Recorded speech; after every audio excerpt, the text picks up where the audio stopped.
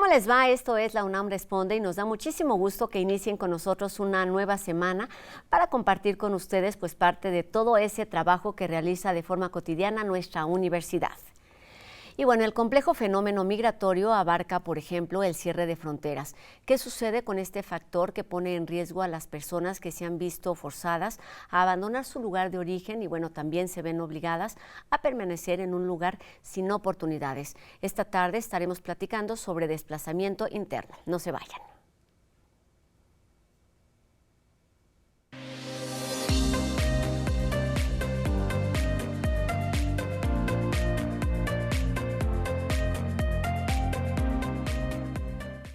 Una realidad de nuestro país son sin lugar a dudas los grupos de centroamericanos que han tenido que quedarse en México, una situación que se repite también además en distintas partes del mundo y bueno, también que viven familias de mexicanos que se han visto obligados a desplazarse para encontrar mejores oportunidades de trabajo y de bienestar y bueno, que también en muchos casos han sido víctimas de violencia, de maltrato, extorsión, trata de blancas y otras transgresiones a sus derechos humanos. El doctor Guillermo Castillo Ramírez es especialista en procesos migratorios y también antropología por el Instituto de Geografía de nuestra universidad y se encuentra con nosotros para hablar en esta ocasión de esto. ¿Qué sucede al interior de nuestro país? No vamos a salir prácticamente de nuestras fronteras. Bienvenido, doctor. ¿Cómo estás? Hola, mucho gusto. Un gusto estar con ustedes. Pues comencemos por ahí. ¿A qué se refiere este concepto? ¿De qué estamos hablando cuando hablamos no de migración, de lo que sucede entre fronteras, sino de desplazamiento interno en particular? Sí, son procesos sociales que son menos visibilizados, pero que también son muy importantes. En términos de los esquemas que nos ayudan a ordenar cómo pensamos, cómo las poblaciones se desplazan en el espacio, ¿no? El desplazamiento interno forzado tiene la virtud de, desplazamiento forzado interno, tiene la virtud de hablar de un tipo específico de migración interna. Como bien dijiste tú, hay una que es la migración internacional, puede ser sin documentos migratorios o con documentos migratorios, esa la dejamos para otra ocasión, pero en el caso de la migración interna distinguimos como dos grandes ejes. Es un esquema muy sencillo pero bastante útil. Una es la que tiene que ver con migración interna que se hace de manera voluntaria, ¿no? Tú te ofrecen un trabajo en otra entidad del país y te vas, ¿no?, a trabajar. La otra modalidad lo que explica justamente… Digamos con ciertas garantías. Exacto. Y seguridad.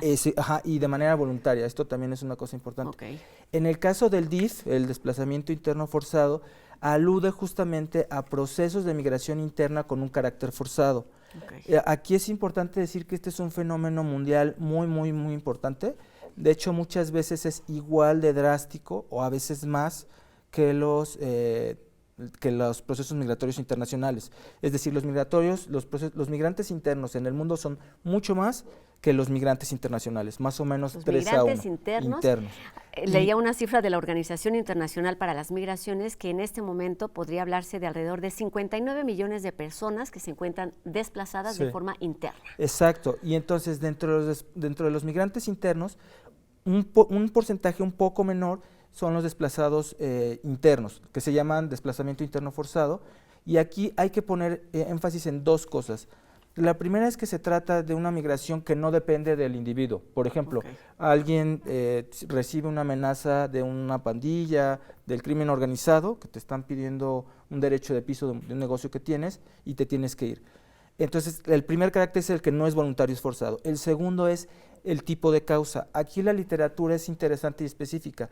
Hay dos tipos de ejes fundamentales, unas que tienen que ver con las causas antrópicas, es decir, aquellas causadas por el hombre, por ejemplo, una amenaza, violencia, inseguridad, o la otra, que esta es una importante, aunque no es la que vamos a ver hoy tanto, la que tiene que ver con desastres naturales o con procesos medioambientales, por ejemplo, un huracán, ¿no? Un huracán fue el caso de, por ejemplo, de Stan y Mitch en el cambio de siglo, que generó procesos migratorios importantes de desplazamiento interno forzado en Chiapas en el cambio de siglo, ¿no? Pero en el caso de México sí se tiene claro que hay un volumen muy importante de personas, o sea, miles de personas que son afectadas anualmente por procesos de desplazamiento interno forzado y además muchos de ellos por causa de violencia, ¿no? Hay que ser claro también que en general la perspectiva que tenemos de estos fenómenos, hay diversos informes, diversas fuentes, refleja de alguna manera la problemática, pero en general está subrepresentada, invisibilizada, es mucho más acentuada, ¿no? ¿Cuál es el panorama de nuestro país y por qué esto se vuelve un problema interno para los gobiernos, para las sociedades, para las comunidades, de dónde salen y a dónde se dirigen? Sí, mira, esto se vuelve una situación muy problemática, principalmente por la forma en la que salen, ¿no? Salen de forma generalmente muy súbita y siempre tienen la necesidad de resolver necesidades inmediatas. Muchas veces cuando salen pierden toda la capacidad productiva, es decir, por ejemplo, pierden fuentes de empleo, ¿no? Imaginen ustedes que tienen, no sé, eres un campesino o tienes un pequeño negocio en una pequeña localidad rural y que miembros de algún grupo delictivo te piden un derecho de piso, te extorsionan o te amenazan y sales súbitamente. Entonces sales en condiciones muy precarias, ¿no? Y aquí también habría que decir que es importante entender que esto se da en un contexto específico. El caso de México de alguna manera remite a contextos latinoamericanos que tuvieron alguna semejanza. Exacto. Por ejemplo, en el caso de México, el otro gran país que tiene en el continente latinoamericano, que tiene una situación similar es Colombia, aunque ya se ha reducido. Recordarán que el conflicto armado en Colombia generó decenas, no centenas de miles, ¿no? Colombia fue por varios años uno de los primeros lugares a nivel del continente americano y uno de los índices más altos a nivel mundial en desplazamiento interno forzado por violencia antrópica. En el caso de México sabemos que hay un eje que destapa esto. Ya sabíamos que había un antecedente desde los 70s, cuando hubo una serie de procesos vinculados al actuar del Estado en relación a ciertos grupos, ¿no? Que se generaron pequeños procesos de desplazamiento interno. Por ejemplo, cuando en Guerrero se hizo todo el proceso de guerra abierta contra ciertos grupos subversivos, ¿no? Se generaron procesos de desplazamiento interno forzado. Hubo varias comunidades que se desplazaron. En el caso de México sabemos luego que hubo un repunte en 2006. Recordarán que ese es el año en el que inicia la estrategia de la guerra contra el narcotráfico. Y ahí sí los colegas, por ejemplo, de la Comisión Mexicana para la Promoción y Defensa de los Derechos Humanos, es que está muy largo el nombre, han generado informes desde el 2016 hasta la fecha y identifican claramente este corte. O sea, ellos identifican que a partir del 2006 empieza a haber un aumento importante, ¿no? Esta ha sido una constante, como dices, por lo menos desde hace casi 20 años. Ajá. ¿Cuál es el panorama hoy? Es decir, ¿cuáles son esas causas principales? ¿Cuáles son los temas a atender para evitar o para controlar este desplazamiento de personas mexicanas al interior de nuestro territorio? Sí, mira, el escenario actualmente es un poco complejo porque atravesamos pandemia, pero el último informe de estos colegas que les decía de la comisión nos dice que hubo un aumento significativo, se pasó de poco menos de 20,000 a cerca de 29,000, ¿no? Esto es un alza muy importante y sobre todo contrasta porque 18, 19 y 20 había habido más o menos un proceso de estabilización y un poco de descenso, pero en el 21 tenemos un fuerte ascenso y que tiene que ver con mucho de lo que ha acontecido recientemente en estados como Michoacán. Y aquí tenemos tres factores principales. Uno tiene que ver con la violencia vinculada al narcotráfico, otra tiene que ver con la violencia vinculada al crimen organizado en un sentido más amplio, ¿no? Esto también hay que decirlo, se ha diversificado, o sea, ya no solo es posible hablar del narcotráfico, sino de un proceso mucho más amplio del crimen organizado, y también con conflictos vinculados, por ejemplo, a las autodefensas, ¿no?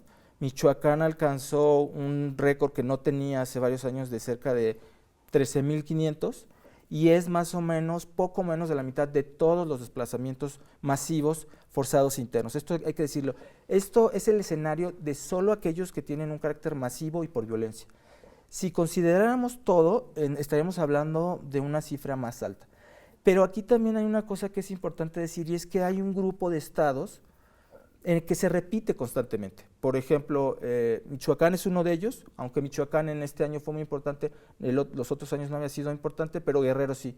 Guerrero fue un estado que estuvo varios años a la cabecera y Guerrero también articula las dos problemáticas, narcotráfico y crimen organizado. Este es en general, dentro de los escenarios de violencia, de la gente que sale de manera súbita y prácticamente sin nada, o sea, porque no pueden salir muchas veces se da de manera súbita, es decir, por ejemplo, hay una amenaza o hay un enfrentamiento y entonces para salvar su vida salen con lo que tienen puesto, digamos, ¿no? Muchas veces salen incluso sin los documentos necesarios para poder rehacer su vida, ¿no? Entonces, el primero es, digamos, dentro de esta selectividad geográfica, de cómo ubicamos dónde acontece, están estos estados vinculados al crimen organizado y al narcotráfico, Michoacán, Guerrero, Zacatecas un poco, algunos del Triángulo Norte, ¿no? Y el otro gran escenario que es bastante también, que tiene muchos años, es el que tiene que ver con procesos vinculados a conflictividad territorial y vinculado también a procesos de descomposición social, Oaxaca y Chiapas, ¿no? El caso de Chiapas hubo un evento importante vinculado, por ejemplo, a la herencia de los paramilitares del contexto de la guerra de contrainsurgencia del 94. ¿No? Mientras escucho, pienso a dónde se van los que se van. Es decir, el problema del narcotráfico, de la violencia, de este cobro por derecho de piso, los conflictos internos, la falta de apoyo al campo, la movilidad entre el campo y la ciudad, cada vez es más común, cada vez es más visible, cada vez es más amplio. ¿Cuáles son los estados que podrían identificarse como con condiciones, con posibilidades de recibir a estas poblaciones?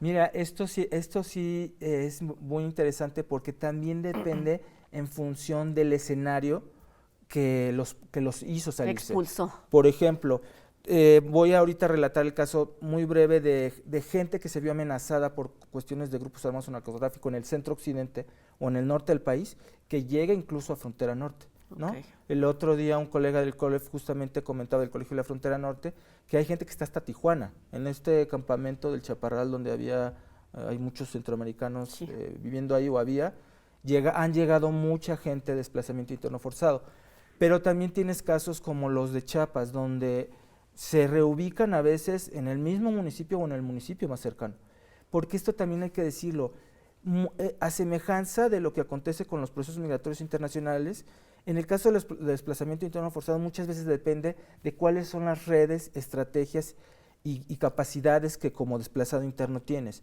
que reitero, no son muchas por la forma en la que sales, pero en el caso, por ejemplo, de campesinos chiapanecos generalmente no llegan hasta el norte, hasta Tijuana. Hasta la frontera norte, ¿no? Pero en otros casos sí. Oye, ¿a qué se exponen todas estas? Quería hablar eso primero. ¿Son familias generalmente las que se van moviendo? Si es así o no, ¿cuáles son los porcentajes o el panorama en general? Pero, ¿cuáles son las condiciones a las que se enfrentan dependiendo del lugar a donde llegan? Tienen documentos, que es algo de lo que carecen, digamos, como los migrantes, pero ¿cuáles son esas condiciones que abrazan su panorama más cercano? Claro. Mira, aquí también hay que decirlo, que esto también está relacionado con la forma en que el Estado concibe este proceso social. Okay. Afortunadamente ya hay ciertos avances y se está contemplando más este tipo de procesos, pero falta mucho. Y lo digo porque si el Estado reconoce estas situaciones, cuando tú te ves expuesto a un proceso como ese, tú puedes acogerte a una institución estatal y decir, oye, estoy en esta circunstancia, ¿no?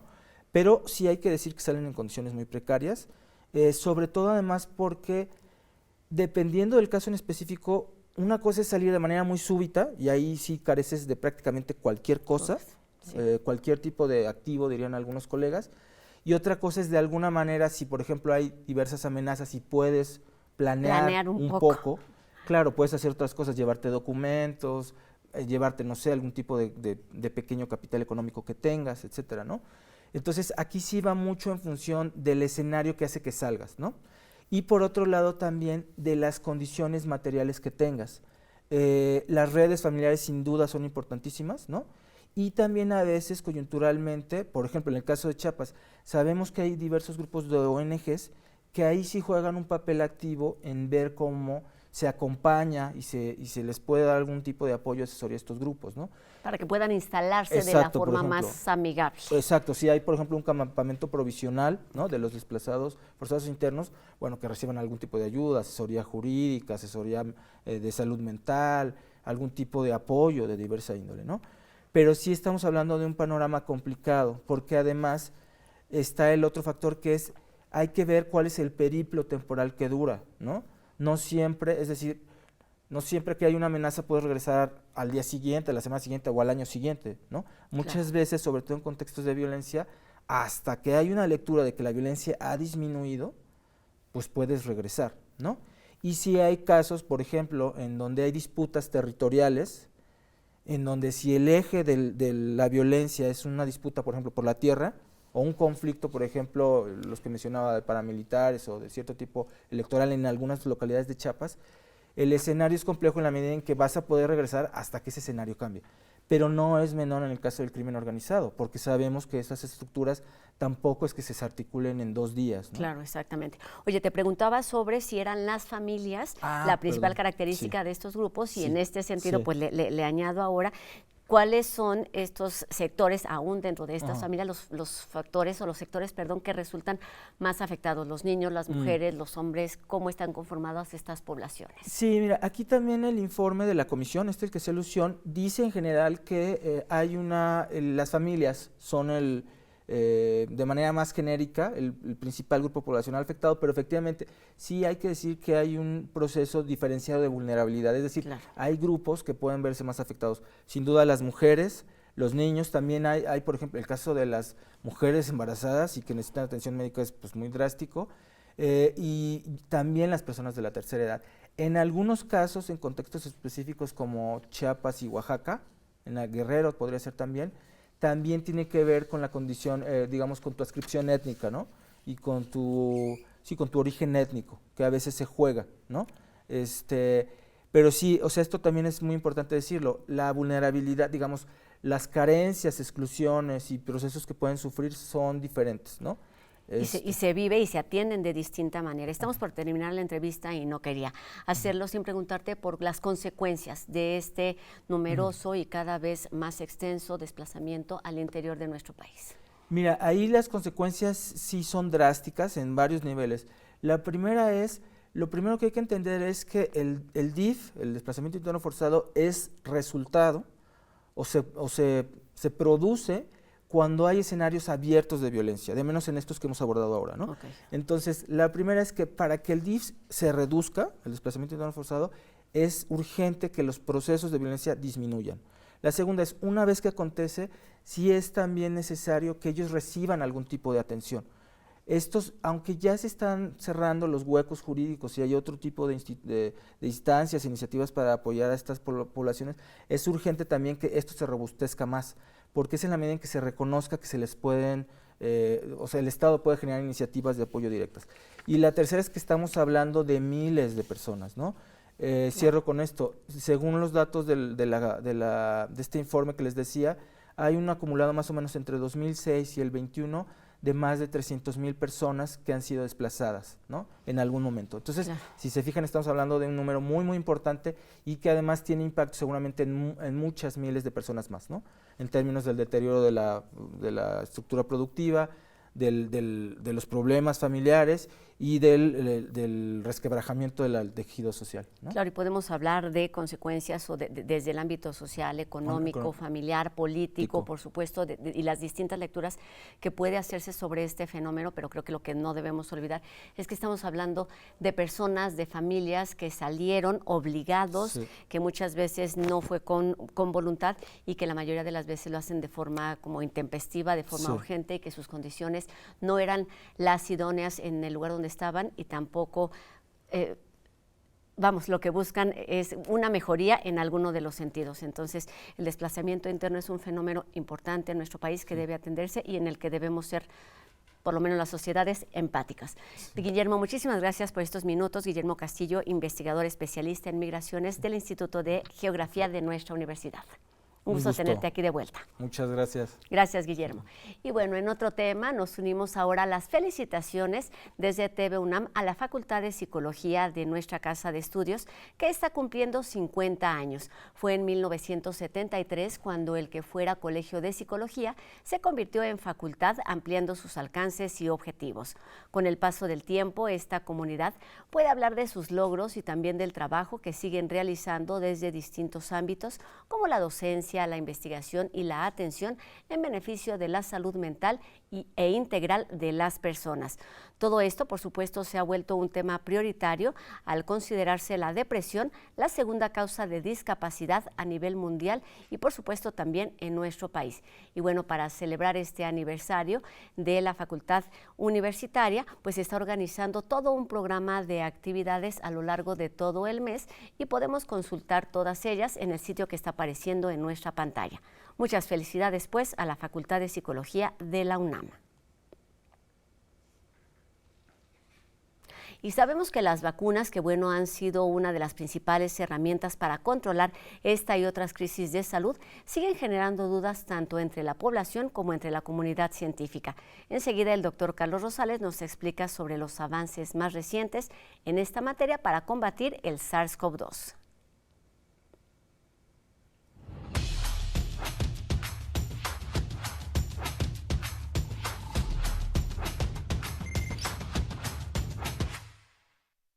Gracias, Rosa. Muy buenas tardes. Nuestro público sigue preguntándonos, ¿qué pasa con las vacunas contra la COVID-19?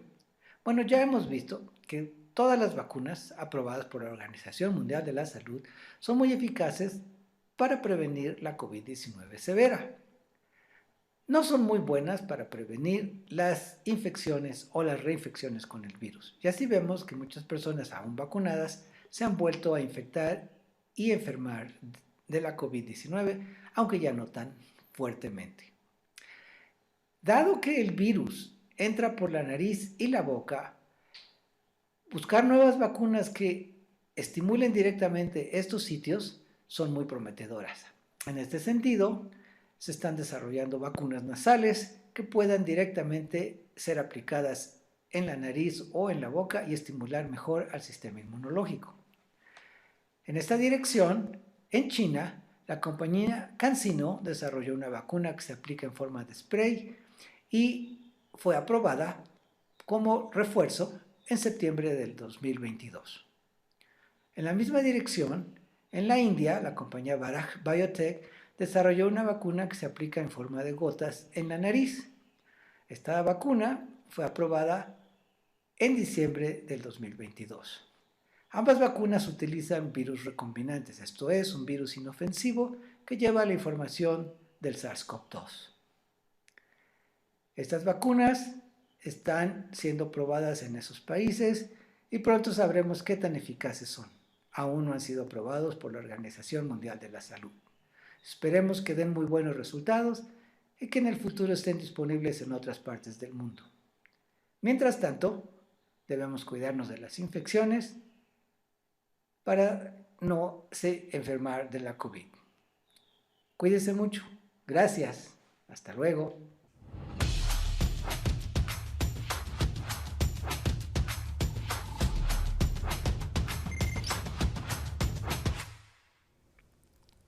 Y ahora vamos con UNAM Global, que nos cuenta una historia agradable.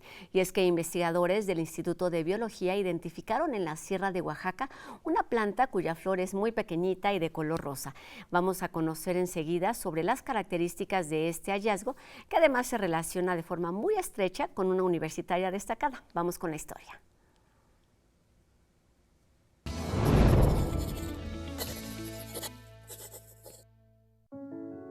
Como si fuera un mensaje de la naturaleza, el viento reveló una nueva especie para la biología. La exploración a la Sierra Norte de Oaxaca para colectar, fotografiar e inventariar flores que servirían para ilustrar el calendario 2023 del Instituto de Biología de la UNAM culminó en un nuevo descubrimiento para la ciencia. Posiblemente derribaron una planta y de las cuales encontramos las flores a nivel prácticamente del suelo. Unas flores muy bonitas de color rosa con un aroma semejante al de las gardenias. Los investigadores llevaron la especie a los laboratorios del Jardín Botánico de la UNAM para su procesamiento e identificación. En rasgos muy generales, esta planta tenía unas hojas mucho más grandes con respecto a otras plantas del género. Para determinar si era una especie nueva, se llevó a cabo un trabajo de observación, hidratación y comparación de la planta con otras de su género. El doctor Alvarado de la Facultad de Ciencias, uno de los 159 taxónomos que hay en México y el único especializado en la especie, hizo un análisis exhaustivo de la morfología y tras consultar archivos en distintos herbarios, llegó a una conclusión. Esto es una especie completamente nueva para la ciencia. Para una persona como yo que se dedica a eso es pues, un motivo de mucha felicidad, porque es aportar algo que no se conocía y que puede en algún momento servir para muchas otras cosas más. Se trata de un nuevo tipo de bejuco, cuya flor es color rosa pálido. Esta nueva planta pertenece al género Roesia, de la familia de las Apocynaceae. Se suma a las 435 plantas de la misma familia y con ella aumenta a 39 el número de especies Roesia, que es endémica de México en un 58% y está distribuida principalmente en Oaxaca, Chiapas, Guerrero, Jalisco y Veracruz. La nueva planta fue llamada Roesia magallonia, en honor a la directora del Instituto de Biología de la UNAM, por sus méritos académicos y sus investigaciones en botánica. Estoy sublimemente halagada y feliz de que me hayan dedicado a esta especie. Es la primera vez que me dedican a una especie y sí es un reconocimiento muy profundo y muy satisfactorio. Las Apocynaceas es una de mis familias favoritas porque tiene unas flores extremadamente complejas. Las propiedades de la nueva especie están en proceso de investigación, pero su hallazgo representa solo un ejemplo de todo lo que aún falta por descubrir en la naturaleza.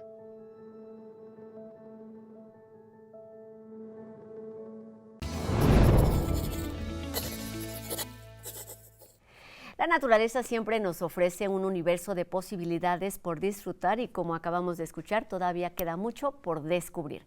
Con esto terminamos nuestro programa de hoy agradeciendo a Noé Romero en la lengua de señas y por supuesto agradeciéndole a ustedes e invitándolos a que nos acompañen y se pongan en contacto con nosotros a través de nuestras redes sociales que están apareciendo en este momento en nuestras pantallas.